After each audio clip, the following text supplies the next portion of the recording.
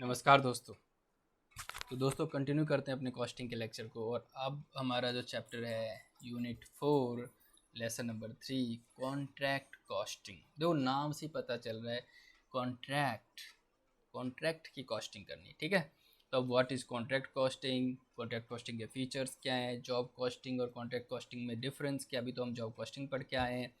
Contract costing के aspects क्या हैं, प्रॉफिट ऑन इनकम्प्लीट कॉन्ट्रैक्ट, अगर कॉन्ट्रैक्ट कंप्लीट नहीं हुआ तो प्रॉफिट कैसे निकालेंगे, उसकी अकाउंटिंग करेंगे, ठीक है। तो अब चलते हैं सबसे पहले कॉन्ट्रैक्ट कॉस्टिंग। तो ICMA लंदन के अकॉर्डिंग देख लेते हैं कोई ऐसा स्पेसिफिक ऑर्डर कॉस्टिंग जो कस्टमर की स्पेशल रिक्वायरमेंट के हिसाब से किया जा रहा है और वो लंबे ड्यूरेशन के लिए है।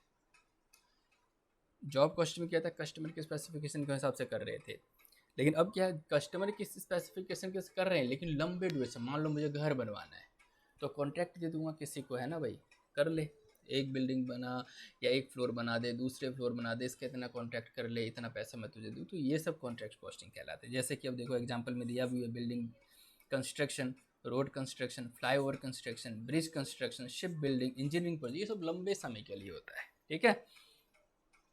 ओके जी। Now features of contract costing. Contract costing के फीचर्स क्या है, each contract undertaking is treated as cost unit. हर एक कॉन्ट्रैक्ट को एक अलग कॉस्ट यूनिट मान लेते हैं। हर एक कॉन्ट्रैक्ट का जो है वो एक more than one accounting period to contract जो है एक से ज़्यादा अकाउंटिंग पीरियड पूरा ले लेते हैं, 1 साल 2 साल, अकाउंटिंग पीरियड तो 1 साल में खत्म हो जाता है। Works on contract is carried out on the site and not on the factory premises. जो ये कॉन्ट्रैक्ट का जो काम होता है ना, वो साइट पे किया जाता है, ना कि फैक्ट्री में किया जाता है। रोड तो फैक्ट्री के अंदर नहीं बनाओगे ना किसी के लिए, रोड तो गवर्नमेंट के लिए साइट पे बनाना पड़ेगा, फ्लाईओवर साइट पे बनाना पड़ेगा। सेपरेट अकाउंट प्रिपेयर किया जाएगा हर एक कॉन्ट्रैक्ट के लिए। 2 पार्टी इन्वॉल्व होती है कॉन्ट्रैक्ट के केस में, एक कॉन्ट्रैक्टर और एक कॉन्ट्रैक्टी। जो बंदा काम कर रहा है, जो कर रहा है वो तो कॉन्ट्रैक्टर हो गया, जिसके बिहाफ पे किया जा रहा है वो, मतलब मान लो मैंने आपको कॉन्ट्रैक्ट दिया तो आप कॉन्ट्रैक्टर हो गए, मैं कॉन्ट्रैक्टी हो गया, आपकी सर्विस लेने वाला। डायरेक्ट कॉस्ट जो होता है उस एक कॉन्ट्रैक्ट का उसी कॉन्ट्रैक्ट को टोटल कॉस्ट में ऐड कर देते हैं। इनडायरेक्ट कॉस्ट जो भाई कॉन्ट्रैक्ट के केस में इनडायरेक्ट का पोर्शन बहुत कम होता है, सीधा पता चल जाता है ये इसी कॉन्ट्रैक्ट के लिए है। तो जो मटेरियल परचेज किया जा रहा है वो सप्लायर इनवॉइस के हिसाब से आप उस में डाल दो, मतलब कॉस्टिंग में उस कॉन्ट्रैक्ट में लगा दो। लेबर कॉस्ट जो है इज़ डायरेक्ट माना जाता है और वो डायरेक्टली उस कॉन्ट्रैक्ट में लगा दिया जाता है। मोस्ट एक्सपेंसेस जो है ना इस कॉन्ट्रैक्ट में डायरेक्ट नेचर के होते हैं, भी सब पता चल जाता है यार। उस पानी भी अगर किसी को पिलाया है ना उस कॉन्ट्रैक्ट पे, या उस जहाँ पे हमें बिल्डिंग बना रहे हैं, तो पता लग जाएगा यार ये तो वहाँ बनाने के लिए खर्चा हुआ है। डिफरेंस क्या है जॉब कॉस्टिंग और कॉन्ट्रैक्ट कॉस्टिंग में, डिफरेंस क्या है, चलो जी। Job are generally perform within the factory premise. जो जॉब कॉस्टिंग है, जॉब जो है ना वो फैक्ट्री के अंदर काम किया जाता है, लेकिन वर्क कॉन्ट्रैक्ट में ये साइट पे किया जाता है।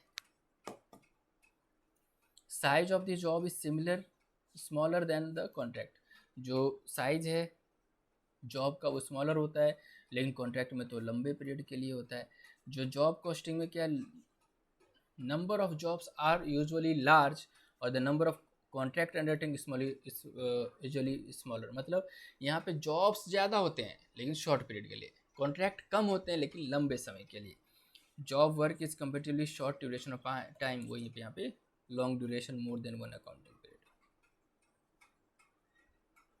अब देखो जॉब कॉस्टिंग में क्या है, pricing influence by individual conditions general policy. Contract costing में क्या है, वो कॉन्ट्रैक्ट में जो लिखा है क्लॉज लिखा है उसके हिसाब से चलते हैं। जॉब कॉस्टिंग में क्या है, पहले कॉस्ट सेंटर और इंडिविजुअल जॉब का लोकेट कर दिया जाता है, और कॉन्ट्रैक्ट कॉस्टिंग में सारा का सारा खर्चा, head office expense, central storage cost, ये सब के सब लगा दिया जाता है टोटल एक्सपेंडिचर उस पर कॉन्ट्रैक्ट पे। इनडायरेक्ट कॉस्ट जो है वो higher than the contract costing. Contract costing से इनडायरेक्ट कॉस्ट यहाँ पे ज़्यादा होता है जॉब कॉस्टिंग पर, यहाँ तो इनडायरेक्ट कॉस्ट होता ही नहीं है, बहुत कम होता है। जॉब कॉस्टिंग जो printed work, automobile repair, interior decoration के लिए वैलिड होता है, और कॉन्ट्रैक्ट कॉस्टिंग में बिल्डिंग, ब्रिज, फ्लाईओवर, रोड, इसके लिए वैलिड होता है। चलो जी। Now special aspect of contract costing. Contract costing के स्पेशल एस्पेक्ट क्या है, पहला मटेरियल कॉस्ट। अब मटेरियल कॉस्ट में क्या है भाई, when material purchase specifically for the contract, कब मटेरियल परचेज किया गया कॉन्ट्रैक्ट के लिए, तो contract account is debit and supplier account और कैश अकाउंट इज क्रेडिट। तो भाई जिस कॉन्ट्रैक्टर के लिए लाया जा रहा है तो उस कॉन्ट्रैक्टर को डेबिट कर दो, और पैसा चला गया तो कैश अकाउंट को क्रेडिट कर दो सप्लायर अकाउंट को, या तो उधार पे तो सप्लायर अकाउंट को। वैसे आप मटेरियल परचेज करते हैं तो एंट्री क्या करते हैं, purchase account debit to creditor करते हैं। यहाँ पे परचेज की जगह क्या हो जाएगा, कॉन्ट्रैक्ट अकाउंट। ठीक है, फिर मटेरियल इशूड फ्रॉम स्टोर्स, तो कॉन्ट्रैक्ट अकाउंट को आप डेबिट कर दो और स्टोर अकाउंट को क्रेडिट कर दो, क्योंकि अब स्टोर अकाउंट में चला गया। Store control account is credited when material charge to a contract or return to the store. अब रिटर्न हो रहा है तो just opposite, store control account debit, उसमें पैसा उसमें आ गया गुड्स, और कॉन्ट्रैक्ट अकाउंट को क्रेडिट कर देंगे। सरप्लस मटेरियल इज सोल्ड, तो भैया पैसा आ गया कैश और बैंक को डेबिट कर देंगे और कॉन्ट्रैक्ट अकाउंट को क्रेडिट कर देंगे। When there is abnormal loss, तो कॉस्टिंग P&L अकाउंट में चला जाएगा और कॉन्ट्रैक्टर अकाउंट को क्रेडिट कर देंगे। कॉन्ट्रैक्टी हिमसेल्फ सप्लाई, कॉन्ट्रैक्टी खुद ही अपना मटेरियल प्रोडक्ट दे रहा है तो value of such match should not be charge, तो ऐसे को कॉन्ट्रैक्ट अकाउंट में नहीं लेके जाएंगे। Material transfer to other contracts, अगर मटेरियल दूसरे कॉन्ट्रैक्ट को ट्रांसफ़र कर दिया गया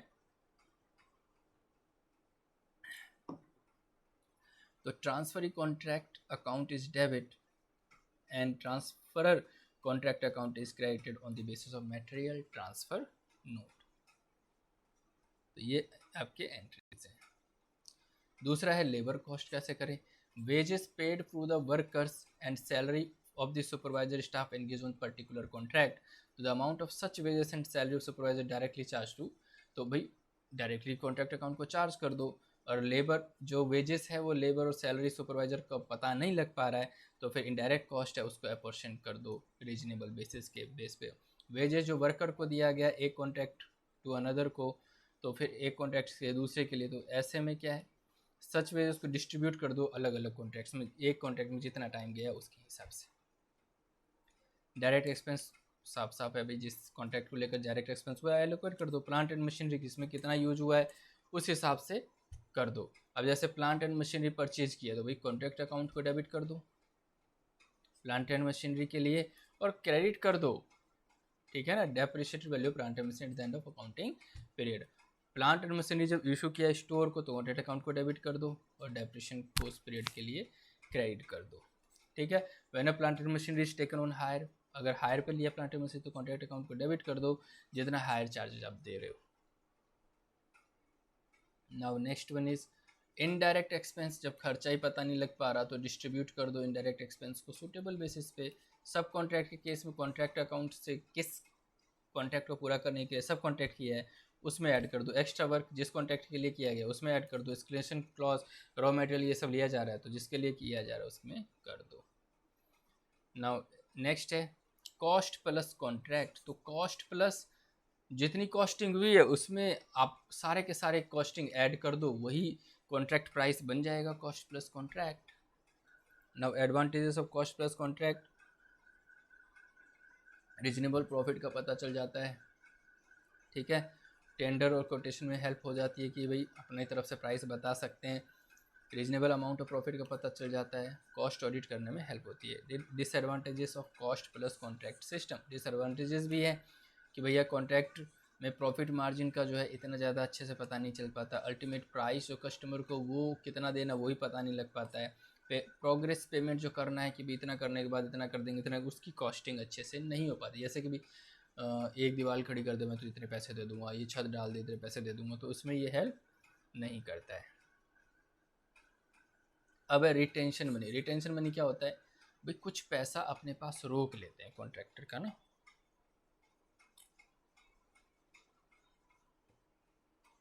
जब कॉन्ट्रैक्ट पूरा नहीं होता जब तक पूरा नहीं होता वो रिटेन करके रखते हैं। भैया अगर 5 लाख का बिल है ना तो ऐसा करते थे तेरा 25,000 तुम रोक के रखेंगे, 475 क्लियर कर देते हैं। तो वैल्यू ऑफ वर्क सर्टिफाइड कैसे निकालेंगे, cash receive divide by cash receive percentage of work certified.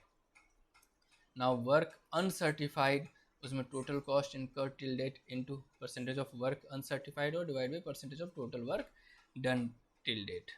और नोशनल प्रॉफिट हो जाता है, नोशनल प्रॉफिट बराबर value of work satisfied minus cost of work till date और minus cost of work completed but not certified.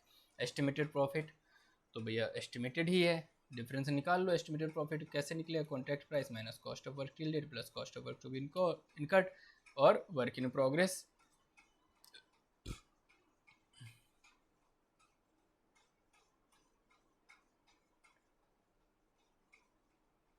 Accounting for profit on incomplete contract, complete ही नहीं हुआ, तो ऐसे केस में क्या करेंगे,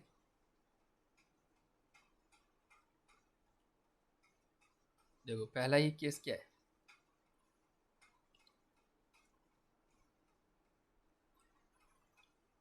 transfer to profit and loss account, तो 1/3 into notional profit into cash received और वर्क सर्टिफाइड, ये फॉर्मूला अपना लो। अगर वर्क सेटिस्फाई 1/2 से ज़्यादा है बट लेस देन 9-10 है, तो फिर 2/3 इंटू नॉशनल प्रॉफिट और कैश रिसीव्ड और वर्क सेटिस्फाइड से कर दो, सर्टिफाइड से, और transfer to P&L account estimated total profit work satisfied contract price से डिवाइड कर दो।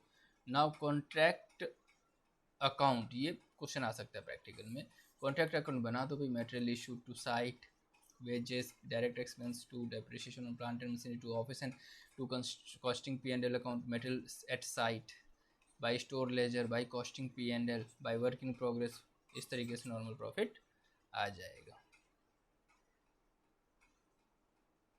यहाँ पे उनकी बैलेंस शीट बन जाएगी भाई, कैपिटल कितना, ऑप्शन एक्सपेंस कितना, प्रॉफिट एंड लॉस से कितना है, plant and machinery, material, work in progress, value of work uncertified, certified, सब आ जाएगा।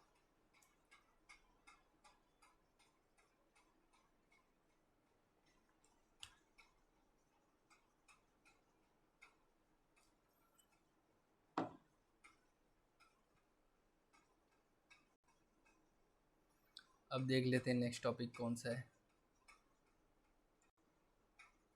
तो इस तरीके से बहुत ही छोटा चैप्टर था, आप इसको प्रैक्टिस करना, कोई कन्फ्यूजन हो तो कमेंट बॉक्स में ज़रूर बताना, मैं फिर वो भी क्वेरीज ले लूँगा और उसको भी एक्सप्लेन कर देंगे। अभी आपको पूरे चैप्टर का ओवरव्यू दे रहा हूँ, समझा रहा हूँ कैसे किया जा सकता है, थोड़े से प्रैक्टिकल, थोड़े से इलस्ट्रेशंस आप खुद करोगे, अपने आप ही पता चल जाएगा कि हाँ इस चैप्टर में क्या था, क्योंकि कॉस्टिंग पूरा कॉन्सेप्ट बेस्ड है।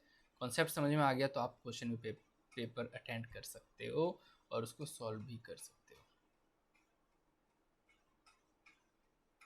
चलो जी, जो आपका नेक्स्ट चैप्टर है वो है प्रोसेस कॉस्टिंग। तो दोस्तों नेक्स्ट चैप्टर करेंगे नेक्स्ट वीडियो में, तब तक के लिए गुड बाय।